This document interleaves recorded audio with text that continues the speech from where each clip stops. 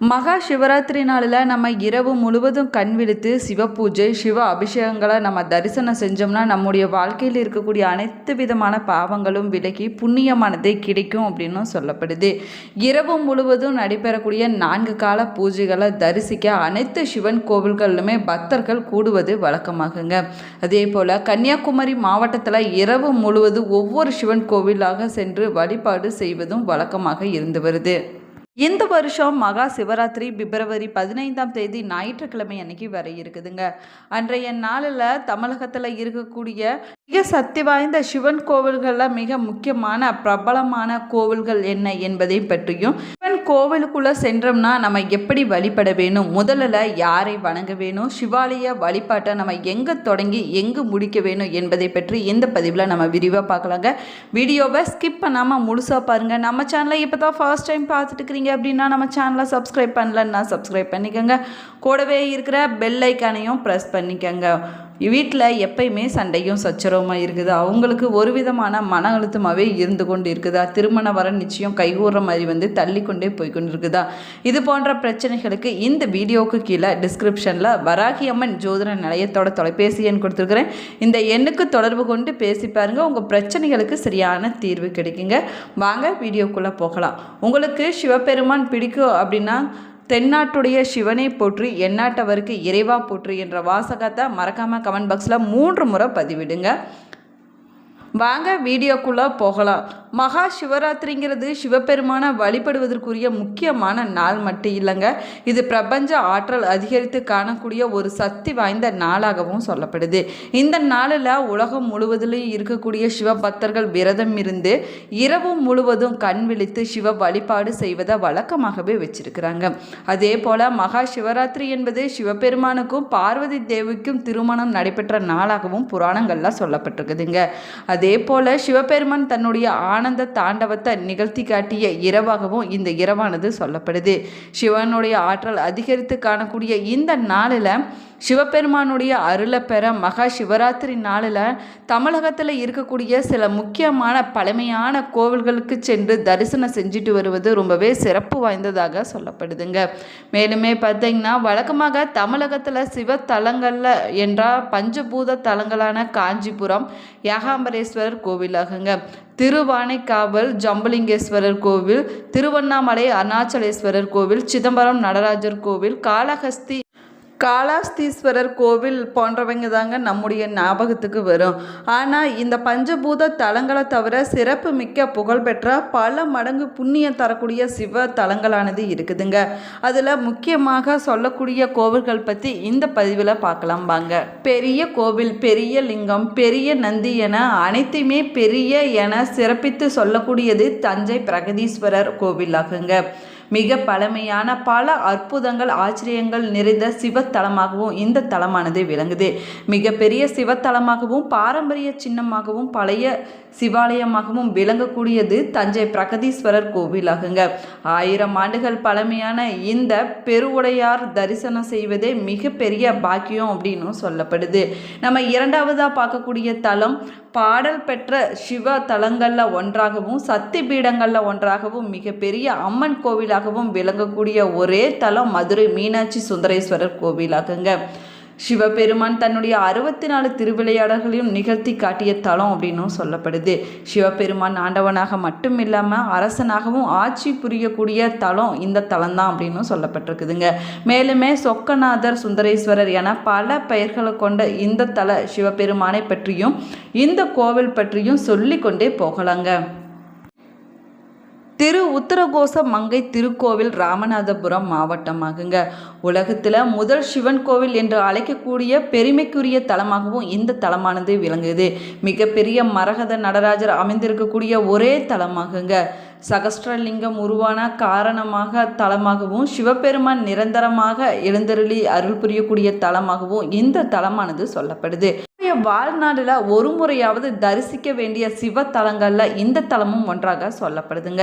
சென்னையில் இருக்கக்கூடிய சப்த சிவ தலங்களில் இதுவும் ஒன்றாக விளங்குதுங்க. அம்பிகை மயில் உருவில் ஈசனை வழிபட்ட தலமாகவும் கபாலீஸ்வரர் கோவிலானது சொல்லப்படுது. வரம் பெற்ற தலமாகவும் சொல்லப்படுதுங்க. முருகப்பெருமானே சிவனை வழிபட்டு சக்திவேல் பெற்ற தலம் இந்த கபாலீஸ்வரர் திருத்தலமாகுங்க. பிரம்ம தேவரே தன்னுடைய பாவங்களை நீக்க வழிபட்ட தலம் என ஏராளமான சிறப்புகளை கொண்டது சென்னை மயிலாப்பூரில் அமைந்திருக்கக்கூடிய கபாலீஸ்வரர் கோவிலாகுங்க. அதே போல அனைத்து விதமான தோஷங்கள் பாவங்கள் போன்றவற்றை நீக்குவதற்கு பரிகார தலமாக விளங்கக்கூடியது இந்த கோவில் தாங்க. விஸ்வாமித்திரரால் காயத்ரி மந்திரம் சொல்லி பிரதிஷ்டை செய்யப்பட்ட லிங்கத்தை இங்கு தரிசனம் செய்ய முடியுங்க. தென்னிந்தியாவில் திருவேணி சங்கமம் என்று அழைக்கக்கூடிய புண்ணிய தலமாகவும் விளங்கக்கூடியது சங்கமேஸ்வரர் கோவில் பவானி ஈரோடாகுங்க. ஈசன் தன்னுடைய உடல்ல பாதியை அம்பிகைக்கு அளித்து சிவன் பாதி சக்தி பாதியாக காட்சி தரக்கூடிய தலம் அர்த்தநாளீஸ்வரர் கோவில் திருச்செங்கோடு ஆகும். மலை மீது சுயம்பு உருவமாக ஈசனும் அம்பிகையும் உறைந்திருக்கக்கூடிய தலம் இந்த தலம் அப்படின்னு சொல்லப்படுது. உலகிலேயே ஓமையொரு பாகமாகவும் ஈசனை காட்சி தரும் சிறப்பு மிக்க தலமாகவும் இந்த தலமானது விளங்குதுங்க. மலையே லிங்கமாக காட்சி தரக்கூடிய தலமாகுங்க. இங்கு பெருமாளும் அருள் புரிவதால இந்த மலையை கிரிவலம் வந்தோம்னா கைலாயத்தையும் வைகுண்டத்தையும் வலம் வந்த புண்ணிய பலனானது நம்முடைய வாழ்க்கையில கிடைக்கும் அப்படின்னு சொல்லப்படுது. கடவுள்கள் அனைவருக்கும் மகாராஜா என்று ஈசன் போற்றக்கூடிய தலம் திருவாரூர் தியாகராஜர் கோவிலாகுங்க. ஆசியாவின் மிகப்பெரிய தேர் அமைந்திருக்கக்கூடிய கோவிலாகும். சைவ மரபில் பெரிய கோவில் என போற்றக்கூடிய ஒரே கோவில் இந்த கோவில் தாங்க. திருவாரூரில் பிறந்தே முக்தி என்பாங்க. இங்கே இருக்கக்கூடிய நடராஜருடைய திருமுகத்தையும் கரங்களையும் மட்டுமே தரிசிக்க முடியுங்க. வருஷத்தில் ஒரு முறை மட்டுமே பாதத்தை தரிசிக்க முடியும் அப்படின்னும் சொல்லப்படுது. மார்க்கண்டேயருக்காக யமனையே ஈசன் வதம் செய்த தலம் அமிர்த கண்டேஸ்வரர் கோவில் திருக்கடையூரில் அமைஞ்சிருக்குதுங்க. தன்னுடைய பக்தனுக்காக அமாவாசை திதியில் அம்பிகைக்கு முழு நிலவு காட்டிய தலமாகவும் விளங்குது. யம பயம் போக்கி தீர்க்க ஆயுள் அருளக்கூடிய தலமாகவும் விளங்குதுங்க. சொல்லிக்கொண்டே சொல்லக்கூடிய அளவிற்கு அளவில்லாத சிறப்பு கொலை கொண்ட அற்புத தலமாகவும் இந்த தலமானது இருக்குது அப்படின்னு சொல்லப்படுதுங்க. அதே போல் பார்த்தீங்கன்னா இந்தியாவில் இருக்கக்கூடிய முத்தி தலங்களில் ஒன்றாகவும் ஜோதிர்லிங்க தலங்களில் ஒன்றாகவும் விளங்கக்கூடியது ராமநாத சுவாமி கோவில் ராமேஸ்வரமாக ஸ்ரீ ராமபிரானே தன்னுடைய பாவங்கள் நீக்க வழிபட்ட தலமாகவும் சொல்லப்படுது. அக்னி தேவர் போன்ற பலரும் வழிபட்டு பாவம் மற்றும் சாப நிவர்த்தி பெற்ற தலமாகவும் இந்த தலம் விளங்குதுங்க. இங்க இருக்கக்கூடிய 22 தீர்த்தங்கள்ல நீராடி சிவனை வழிபட்டோம்னா பித்து தோஷம் போன்ற அனைத்து விதமான தோஷங்களும் விலகிவிடும் அப்படின்னு சொல்லப்படுது. அதே போல தமிழகத்துல இருக்கக்கூடிய மிக முக்கியமான சிவ தலங்கள்ல இதுவும் ஒன்றாக சொல்லக்கூடியது நெல்லையப்பர் கோவில் திருநெல்வேலியாகுங்க. மரண பயத்தை போக்கி தன்னுடைய பக்தர்களுக்கு காவலாக இருந்து அருள் புரியக்கூடியவர் இந்த தல ஈசன் அப்படின்னும் சொல்லப்படுறாரு. ஈசன் நெல்லையப்பராகவும் அம்பிகை காந்திமதி அம்மாவாகவும் அருள் புரியக்கூடிய அற்புத தலமாகவும் விளங்குதுங்க இந்த தலம். சிவன் கோவிலுக்கு போய் நம்ம வழிபடக்கூடிய சரியான முறை பார்த்தீங்கன்னா முதல்ல முதற் கடவுளான விநாயக பெருமானை நம்ம வழிபட வேணுங்க. தடைகள் விலக ஓம் கணபதியே நமக என்று சொல்லி நம்ம முதல்ல வழிபட வேணும். அதற்கு பிறகு நம்ம கொடிமரம், அதாவது கோவிலில் வழிபட்டு சக்தியை பெற பலனை பெற கொடிமரத்தை நம்ம வணங்க வேணுங்க. அதற்கு பிறகு நந்திய தேவரை வழிபட வேணுங்க. நந்திய தேவரை வழிபட்டோம்னா வேண்டுதல்கள் நிறைவேறும் அப்படின்னும் சொல்லப்படுது.